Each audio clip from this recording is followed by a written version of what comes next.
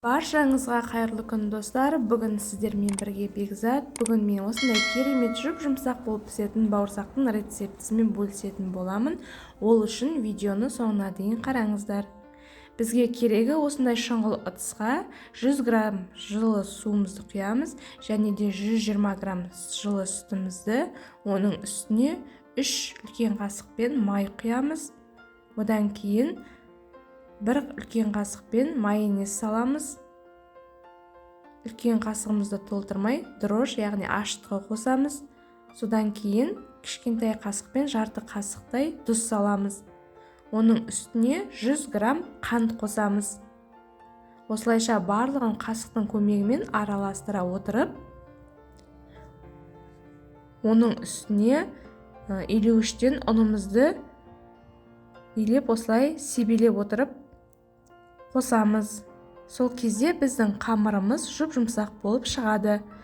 Және де сол қамырымыздың жұмсақтығына байланысты бауырсағымыз да жұмсақ, дәмді, керемет болып шығатын болады. Сіздер қамырды бірден салмаңыздар. Осылай илеуіштен өткізіп, үстіне себелеп отырып біркелкі қоссаңыздар болады.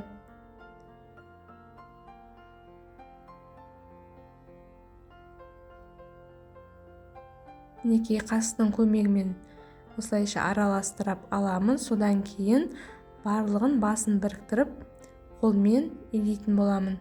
Мінекей менің қамырым дайын. Енді мен осы қамырды 1 сағат немесе 1,5 сағатқа бетін жауып қойып қоятын боламын. Міне менде 1 сағат уақыт өтті. Қамырым көтерілді.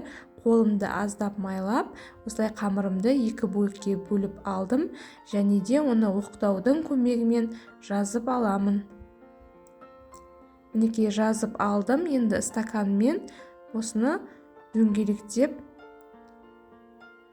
барлығын дайындап аламын.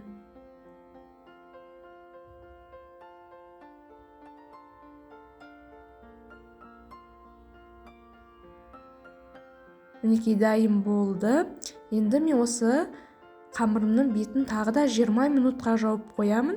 Сол кезде біздің қамырымыз көтеріліп, майға қуырғанда үрленіп, күмпиіп пісетін болады. Мінекей орташа отта, қызып тұрған отта 2 жағын алма-кезек қызартып пісіріп аламын.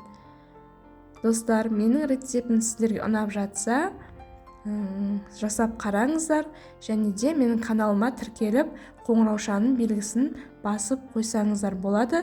Сол кезде менің әрбір салған рецептімді бірінші болып көре аласыздар. Және де лайк басып комментария қалдырсаңыздар болады. Мінекей менің бауырсағым дайын, өте жұмсақ, керемет болып шықты. Сіздер де жасап қараңыздар, үй іштеріңізді қуантыңыздар, жиі жасаңыздар. Сау болыңыздар.